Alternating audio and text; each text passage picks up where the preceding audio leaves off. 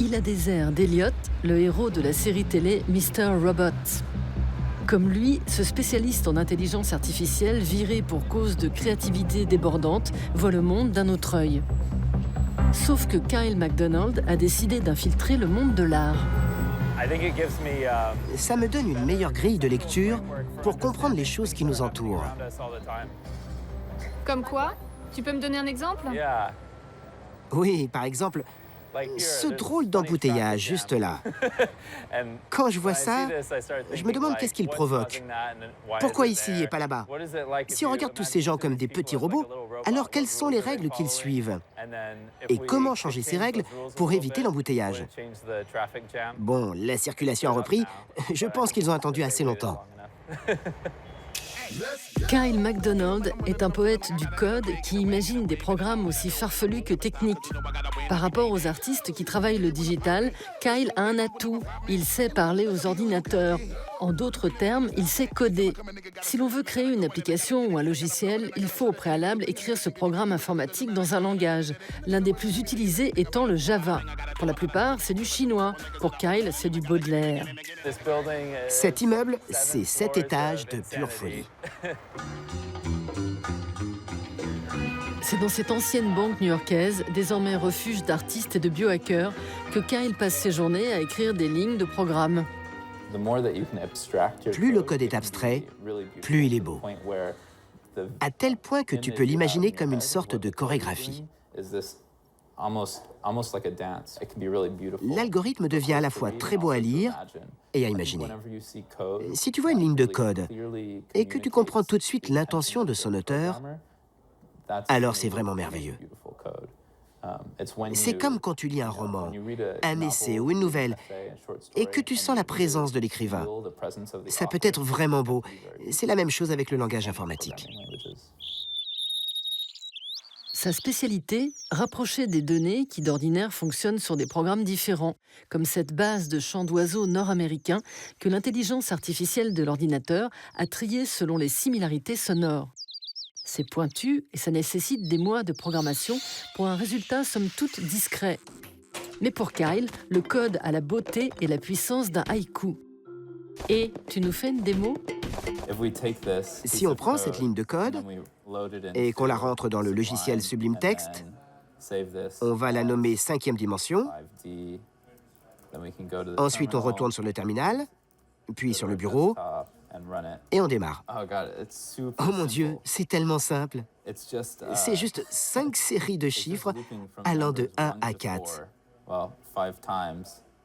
C'est dur d'expliquer pourquoi c'est si beau, mais ça produit quelque chose d'inattendu. On te croit sur parole.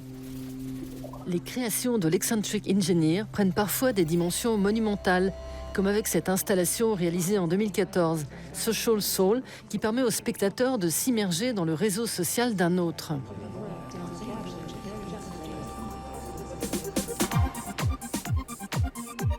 En travaillant seul et indépendamment des multinationales, Kyle MacDonald parvient à des prouesses techniques. Ici, son Neural Talk, créé en 2015, est l'un des premiers logiciels de reconnaissance visuelle en temps réel. Bon prince, il propose le code gratuitement sur le net.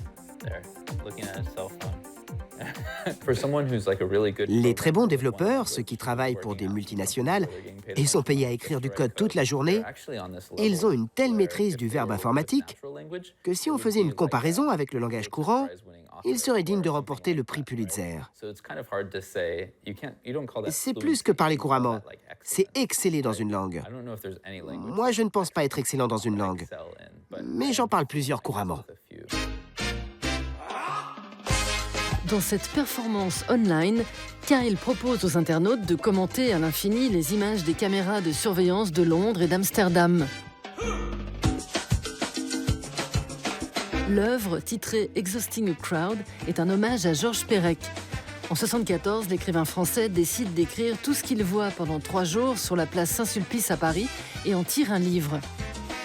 Écrire un roman entier sans « e » ou au contraire avec la seule voyelle « e », voilà le genre de défi que relève Perec et qui aujourd'hui inspire les artistes développeurs. En 93, l'Allemand Urban Müller invente le brainfuck, littéralement le nick-cerveau. Un langage informatique de seulement 8 caractères, mais capable de programmer n'importe quel calcul, à condition d'avoir une patience solide. Der Computer weiß genau, für jeden Mann die richtige Frau. Und das Glück fällt im Augenblick. En créant Alb, le premier langage informatique en arabe, l'artiste libanais Ramzi Nasser rejette l'idée que seul l'alphabet latin soit utilisé pour programmer. Si tu programmes en arabe, tu peux étirer les caractères et donc allonger les lignes de code pour créer des blocs parfaits, qui sont beaux à voir. C'est une manipulation totalement impossible quand tu codes en anglais. À 34 ans, Zach Gage ne vit pas pour programmer, mais programme pour jouer. On m'a déjà demandé de marcher devant la caméra, mais j'y arrive pas. J'ai jamais su. C'est trop bizarre. Artiste programmeur, mais avant tout gamer chevronné, Zach s'est fabriqué lui-même la console ultime, celle qui contient tous les jeux d'arcade au monde. Tu peux les télécharger à partir d'une archive internet, archive.org.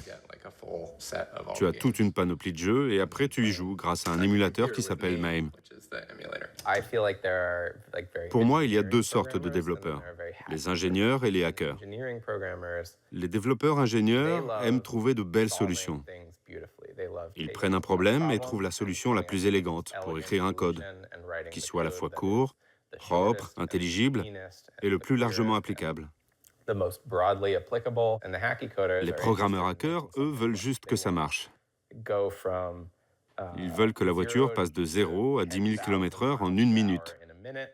Ils n'en ont rien à faire si, en changeant une partie, la voiture s'effondre. Ils veulent juste que ça marche et tout de suite. Et moi, je suis un programmeur hacker.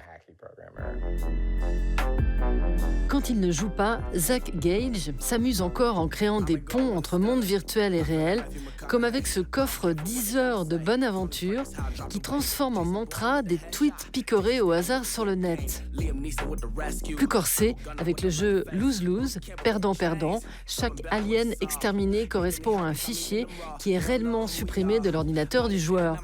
Un drame pour qui n'a pas tout sauvegardé avant de jouer. L'espace digital est tellement bizarre et nouveau que des tas de gens qui y circulent n'ont pas vraiment compris ce qui s'y passait. Et ils ne font que suivre les directions. C'est très facile de les interpeller et de dire « Hey, qu'est-ce que tu penses de ça ?» Ils font « Wow, je comprends pas, mais c'est marrant. » Alors que dans le monde réel, tout le monde a intégré les règles à suivre. Et si tu remets quelque chose en question, les gens se mettent immédiatement en colère. Il n'y a pas de dialogue. Sur Internet, les gens galèrent et essayent de survivre, ce qui en fait le meilleur endroit pour poser des questions. Depuis sa plus tendre enfance, Zach transforme ses constructions ou ses dessins en jeux dont il invente les règles, le plus souvent pas très régulières.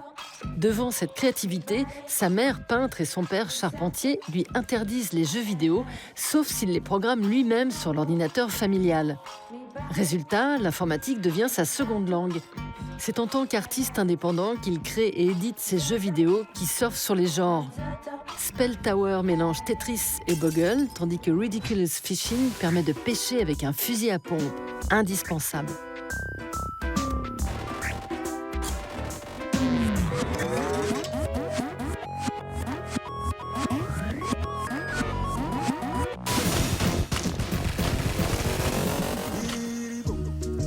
Grâce à sa création Really Bad Chess, les nuls ont enfin leur chance car dans ce jeu, les pièces sont distribuées aléatoirement.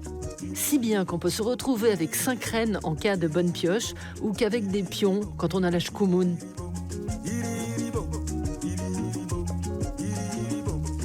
Je n'avais pas envie de concevoir un jeu d'échecs pour ordinateur, parce que c'est ennuyeux et que ça a déjà été fait. Donc j'ai attendu que quelqu'un d'autre en fasse un et le mette en vente. Donc pour 25 $, j'ai pu en acheter un qui marche avec Unity. C'est l'outil dont je me sers pour concevoir des jeux. Et il se trouve qu'il était livré avec une intelligence artificielle. Moi, je pensais que ce ne serait que pour jouer d'humain à humain. Mais quand j'ai conçu le jeu, il y avait ce cerveau virtuel qui était là, avec le programme que j'avais acheté.